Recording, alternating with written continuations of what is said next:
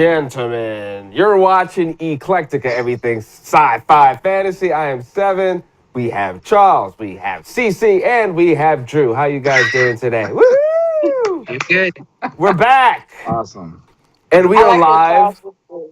I think people need to know we are live, so things do happen when you're Yeah, we live. go off the top of the dome. We freestyle. You know what I'm saying? All else fails. We have no plan. We just make it happen.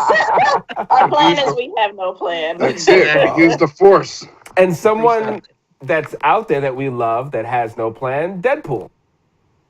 Yes. Well, not so. Well, yeah, you're right in that regard. However, there are people that have plans for him. So, as you guys know, Tim Miller, the original director who was supposed to go on for Deadpool 2, he's exited the project. I think it was like a casting debacle that went down between him and Ryan Reynolds when it came to casting Cable. So another guy, as they often do, has stepped in to fill that role, and his name is, I want to say, David Leitch, something like that. He is known, unaccredited, but still known for the movie John Wick as a director. Okay. John Wick, to me, is damn near the perfect action movie. It was great. I loved it. It's Keanu Reeves, so you already know that I'm like, I approve. I give the thumbs up because that guy's amazing. Him taking over that could be really interesting. You know, the action element is definitely going to be on point, and it added to that fact is that Leitch is a lot of his career in Hollywood and film is because he's a stuntman. Oh, So if nothing else, this film's action sequences are going to be on point, just like how the first one was. And considering that the film is also going to have these same writers, I think we'll be fine. Yeah, still be there. We'll still have all those crazy jokes. And it's still going to be our original guy, Ryan Reynolds. So I think it's in good hands. I trust this dude. I don't know much of him or about him, but I think we're good to go on that. Right. So... Yes. Right. As of late, Marvel's just been on a roll lately. I mean, TV and movie wise. So it's kind of hard to. I mean, you know, people get a little bit shaken up by a change in director, but as of lately, I have all my confidence in Marvel. It's hard. I don't want to say it's hard for them to fail because they have in the past when it came to certain properties, and we'll get to that in a moment.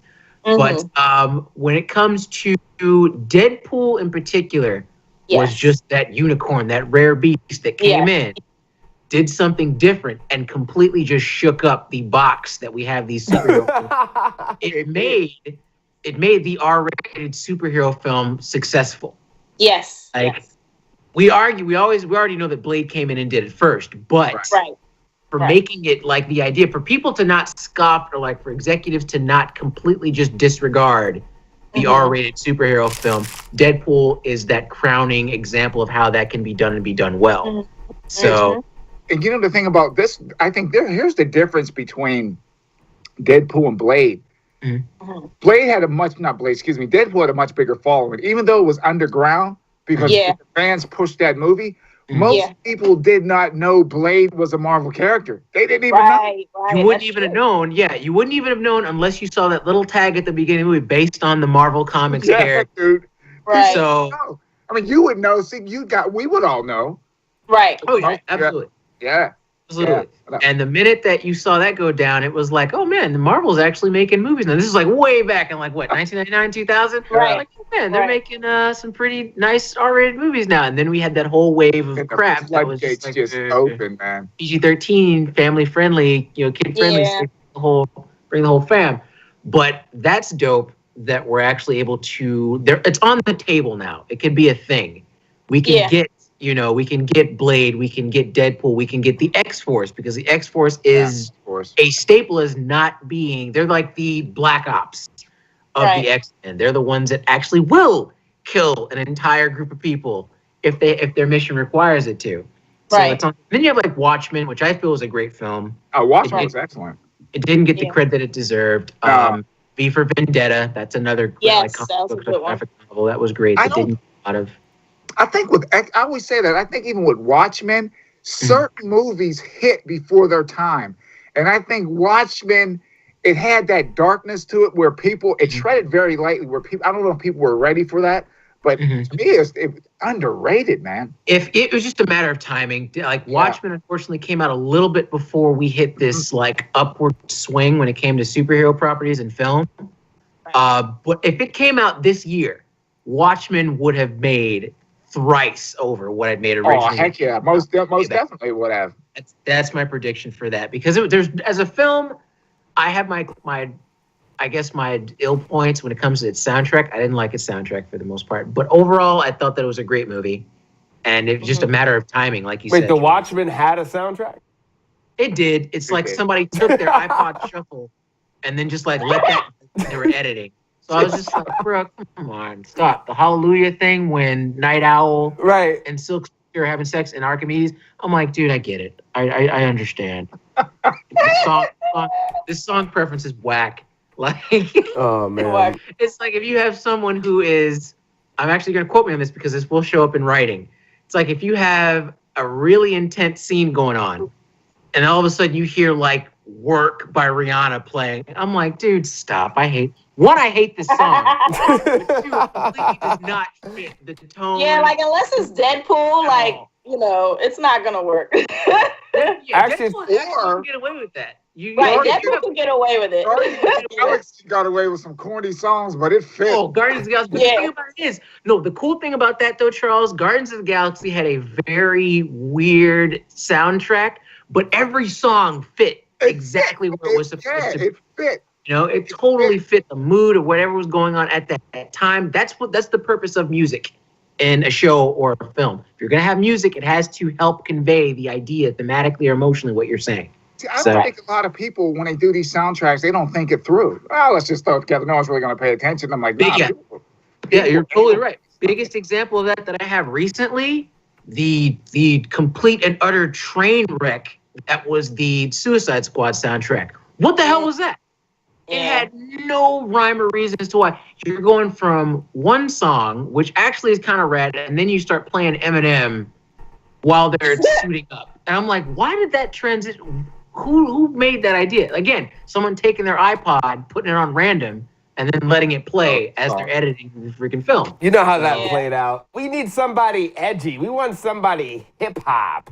Let's go with Eminem. That was some executive somewhere that was totally out of touch.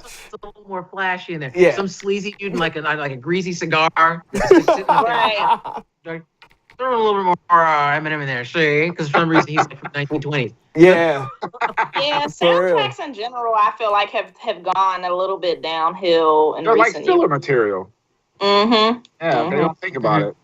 Mm-hmm. One of the best soundtracks ever for a superhero film would have to be, and I'm talking about a soundtrack that actually was created for the film, was Batman. The one that Prince did. You want to know why that is? Because Hans Zimmer's a freaking god. That's why. Like, this dude can go in. Give him just one. I swear, this man can turn music out of anything. Who, Prince? Man of Steel. You talking about Prince? We're talking about the original Batman with Michael Keaton. Oh, you lost me. I thought you were talking about Chris Nolan. No.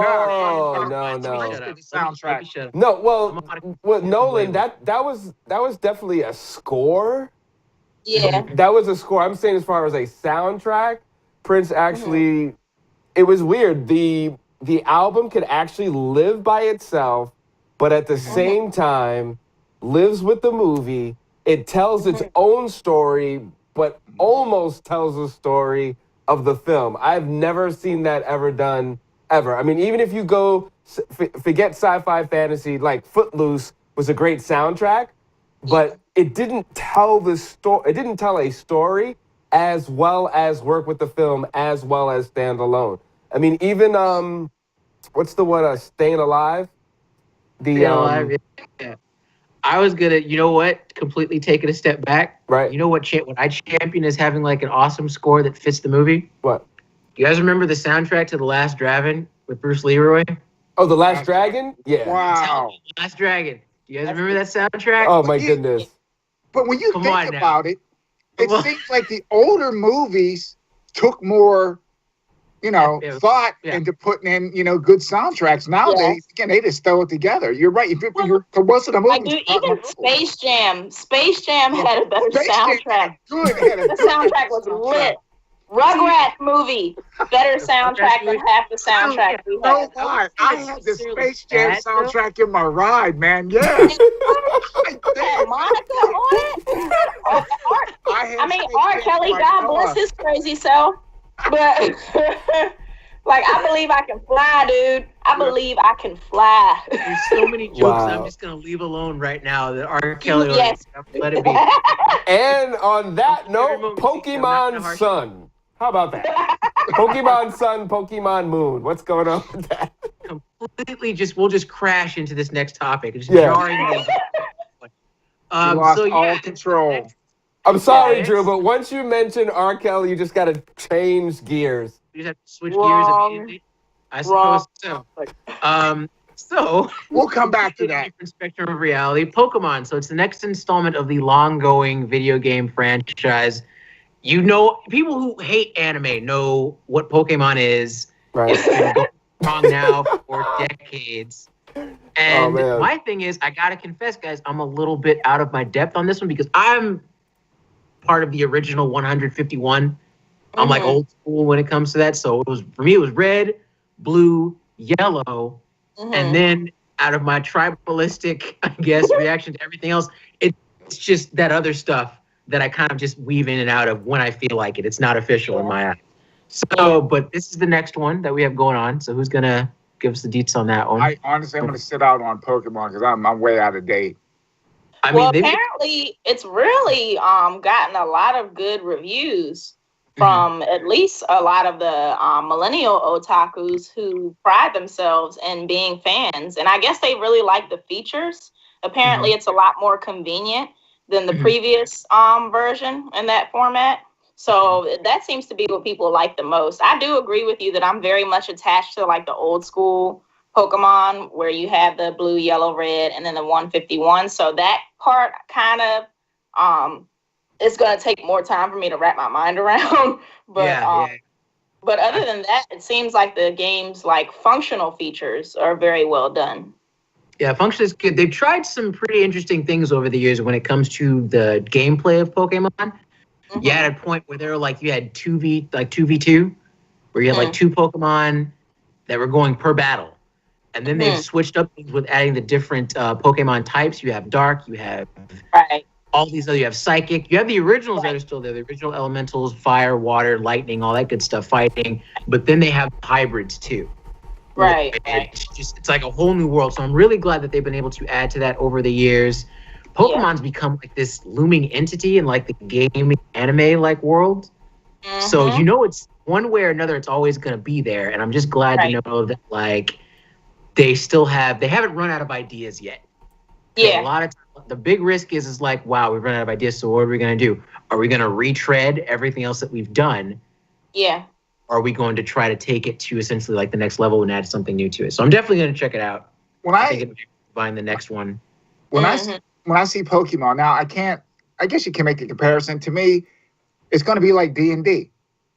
Dungeons and Dragons. You know what I mean? It's not going to go anywhere. I mean, you still have your hardcore Dungeons and Dragons players that are still out there. Even though Magic has come along with some of these other ones, you still have that, Dungeons and Dragons. And I don't see Pokemon going anywhere. It's always going to have its hardcore. It's hardcore fan base. Yeah. It's maintained a global impact on a level that has not been seen before it. Probably the closest thing was Sailor Moon. And then we haven't seen anything since. Pokemon is everywhere. You said, even if you hate it, a lot of people that try to be like it. And then you have others that are kind of done their own thing, like Yu-Gi-Oh. That's It's not Speed Racer, the old school. Yeah, you have those two, but it's when it comes to the gaming spectrum, it's like Charles just said, D&D is always in one way or another going to be, even if it's just a culture reference that people make in a film or a TV show like Stranger Things, they're playing D&D. Yeah. There's going to be some movie that's made where it takes place in 1997, 1998, and you're going to have that original, the OG, red and blue versions of Pokemon, and you're just gonna have a kid that's playing it and going through the whole motions of playing the game. It's gonna happen. So Yeah, it's just established itself in like the nerd gaming anime geek culture. So it's always gonna be there. So I'm gonna definitely check this new one out. I don't know which one I'm gonna play yet, because you have like your two factions. Who are you part of? Team Red or Team Blue? Right. When Pokemon Go came out, it was who are you with? Team Valor, Team Instinct, or Team Mystic. First of all, Team Mystic, we're all over it. Team Valor, y'all suck. You're red for a reason. Team Valor, you're trash.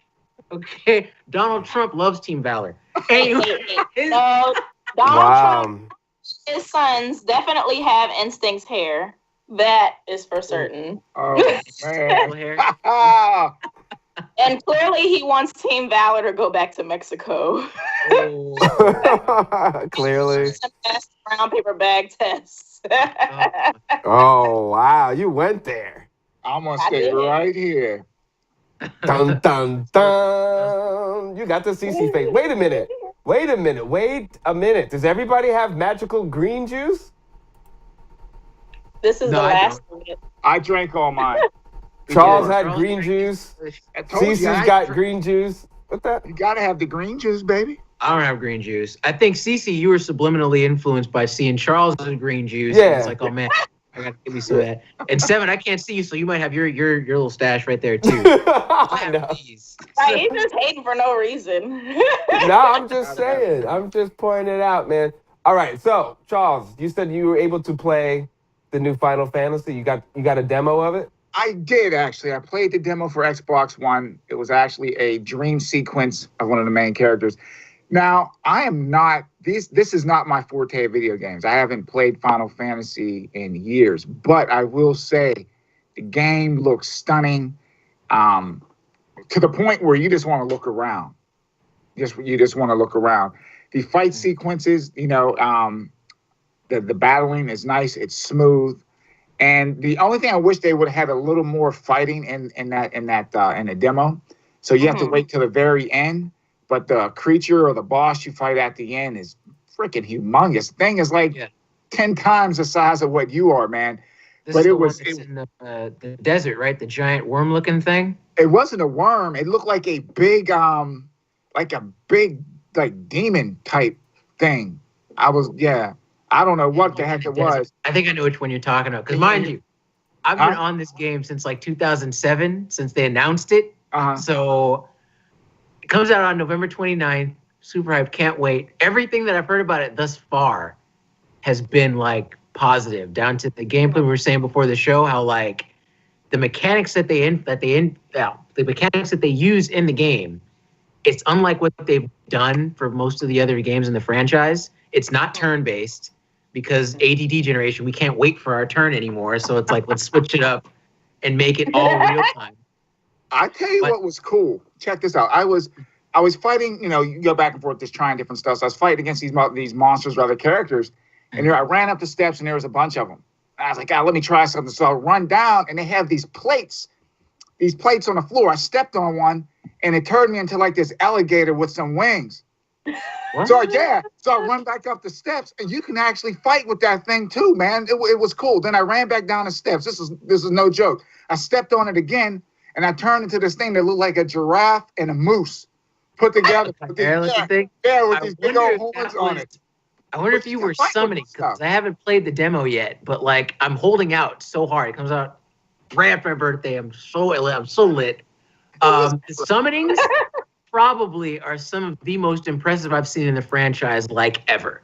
When you see like them summon, basically like a thing that looks like a giant god, like a thunder god, and his whole move is he just takes this gargantuan foot and just steps on your enemies. I'm like, everything I need in a fantasy game is here. I just need to install it in my system. So can't wait. Super lit. I'm jealous that you got to play the demo. It looks smooth. It does. And that says a lot because Final Fantasy is pretty much the standard when it comes to graphics in video games. So that definitely says a lot. It's had, and it's not like completely just be like on some fanboy stuff. It's had its misses. Right. Final Fantasy 14, I didn't care. Any game, though, man. Yeah, it Yeah. did kind of take like a lull where it wasn't too popular, but this 15 is definitely It's been it's recaptured a lot of the fan base that it lost. Oh yeah. It's been in the works for 11 years, over 11 years now. I want to say. So I'm like, you better give me something. Like Yeah. after all that wait, dude, and after I want to say like Final Fantasies 10 till now have not been impressive to me at all. Like starting from 10, and so it's like giving us what we have. If you're gonna give me an X2, which is a continuation of 10, which I did not like, you better make it up to me. And I think that they might do it with this 15. Right? Now they just need to give me my Kingdom Hearts 3 game, and we can be completely good again. Because I'm still waiting for that. I'm still tight in the chest about how they haven't given me a Kingdom Hearts 3 game yet. So there you have that one. Like, I'm still waiting on a good Tron game. Anyway, go ahead. Wow. Hey, that would be nice. They messed up. Dude, I was so mad when it came out. First of all, the movie sucked. I'm sorry, the new one sucked. Well, I heard the game was better than the movie. For a good, I don't even know where that just came from, dude. It Sign just off, hit me. Sign I'm off. sorry, man. My heart's broken, dude. Bye. I'm just saying. Make a good Tron movie, please. Thank you. I love Tron, man. And the soundtrack was boss too. Again, thank you for Hans Zimmer. Can make music out of anything. I have the original Tron, man. I have the original. That's cool. I actually liked the newer one more than the original. Oh, really? I'm so upset, man. Sorry. I'm sorry, dude. I gotta see. Oh man, I was ready to cry. I actually had to come back home and watch the original. I might watch that now just out of spite. Just to make yourself feel better. You're gonna hate watch it. Huh? Watch that after the show. Yeah, I'm watching this. Oh my gosh. So what else we got going on, guys? Inhumans, ladies and gentlemen, Inhumans Ah. is Charles, worth you it. started off. I'm gonna be negative. It's gonna be. Go ahead. Inhumans supposedly wants to hit the IMAX theater first, Okay. and then go TV route. So I don't know. I mean, if you want to go, I'm just saying. Take your time. It would be like either you do either or. Either you're gonna go like the Netflix route or you're gonna go the movie route. That's what I would do. Trying to split it. I don't know if they're trying to get the best of both worlds. Like, hey, we'll get the box office numbers and then we'll get the off. So I don't know what they're doing there. So the setup is really interesting. What they think merits it being on IMAX, that is the biggest, I think, hook for me. It's like, what are you planning on putting in this show that you're so confident that you're releasing it on IMAX? The only thing that makes me not aboard with this, or at the very least apprehensive, is that I'm pretty sure this is based on the Agents of S.H.I.E.L.D. iteration of the Inhumans, which I don't care about. I stopped watching the show after season 1. It was boring. I call it visual NyQuil. Like, the Inhumans were introduced in Agents of S.H.I.E.L.D., and there's still room there. I'm assuming they're going to go with the Kingdom, like where you have Black Bolt, you have Maximus, you have Medusa. So them I do want to see. So I will watch the pilot episode just for that alone, if that's what they're going with. I'm pretty sure they are. Where do you get the gall to release IMAX? What is going to be in the show? So that's more or less like where I'm attached to it. It's just like, all right. It's going to be on ABC too. It's not like Netflix or anything. It's going to be ABC. So I'm not expecting anything particularly like out there or particularly dark. So I don't know. Big question mark over me right now. One way I look at it is that, one, it's interesting that they're not going to make it a trilogy because they're going to go to TV. So obviously somebody feels it's not strong enough to stay within the movie market. Right. So that's already a red flag right there. Yeah, that's debatable. It is very debatable. To me, Inhumans, it would be like another Deadpool, in a sense. Right. People waited for years for this thing. You understand what I mean? So but why movies? And then usually you do a series, you let that die, and then you do this really big movie. So to go to a movie and then go to television, somebody's not that confident about this property. That's the way I look at it. That's what it really does give off that vibe. I was among the people that were really disappointed when I learned that they had canceled the Inhumans movie, just because they are all the characters in the Marvel brand that are the lesser used ones. I kind of like hoist as my champion just for the underdog status. Mm-hmm. Inhumans, they're that staple in the Marvel brand. The comics go back as far back as like the 60s, the 70s. They've been around ages, and like no one knows about them when it comes to the broader spectrum of the Marvel Universe, but they have such a rich lore and the characters are so damn fun. They deserve their shot. They do. Doctor Strange deserved his shot, and they completely just like ballparked it. Yeah. So to take it from that medium, which could have been really great for it, to kind of water it down to a show, not even water it down to just a show, but like the Agents of S.H.I.E.L.D. based show, which is all reactionary to the films. Next to nothing happens in Agents of S.H.I.E.L.D. that just kind of stands alone on its own, that isn't reliant on the films, even if you add Ghost Rider to the mix. So the Inhuman stuff, it was just kind of glossed over. And I definitely think by going to TV, like I said, some things meant for television, some stuff is meant for film. I believe Inhumans is meant for film. And I think they can actually mess it up. And I'm surprised it didn't go to film, because I don't know, Vin Diesel's been pushing for years to actually play Black Bolt. So I'm surprised that they didn't actually go the film route. I'm surprised he didn't do a Ryan Reynolds, seriously, and push. Well, we never know what goes on behind closed doors. That's true. Yeah, but they should have went the film route, man. I don't know. We'll definitely keep you posted, though. It'll be fun to see how it all plays out. Cool. That's what we got. And we will comment once it does play out. And Drew will slam you really hard if you do a really bad job. I don't know. That can't be the only thing. We'll see. It might be dope. It might be dope. I'm going to give it a fair try. Oh, man. Thank you very much, Charles. Always. A pleasure, my friend. And, of course, RCC. Oh, I love y'all. And Drew, we can't go anywhere without that, Give us that calendar. Earliest nerd right here. I'm Seven. You're watching Eclecticka, and we'll see you next time. Of course, live, and of course, giving you the best information as possible. At least the commentary. See you next time. Eclecticka. Late.